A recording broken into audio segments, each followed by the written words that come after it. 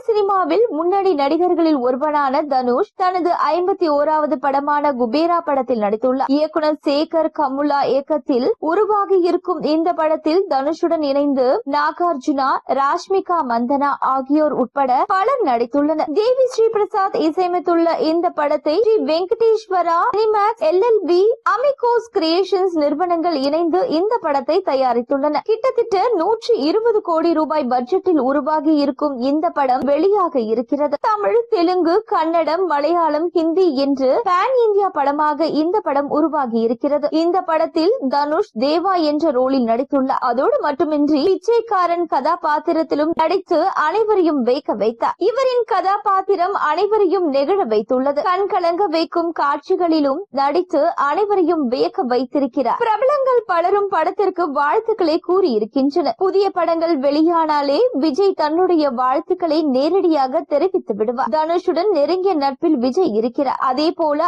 அவரது மனைவியும் தியேட்டரில் புதிய படங்களை பார்த்து விடுவார். தற்பொழுது மகளின் படிப்பிற்காக வெளிநாட்டில் இருப்பதால் அங்குள்ள தியேட்டரில் குபேரா படத்தை பார்க்க வாய்ப்புள்ளது. மேலும் இந்த படத்தில் இடம்பெற்ற போய்வா நண்பா பாடல் விஜய்க்காக எழுதியது போல இருப்பதாக சமூக வலைதளங்களில் ரசிகர்கள் கூறி வந்தனர்.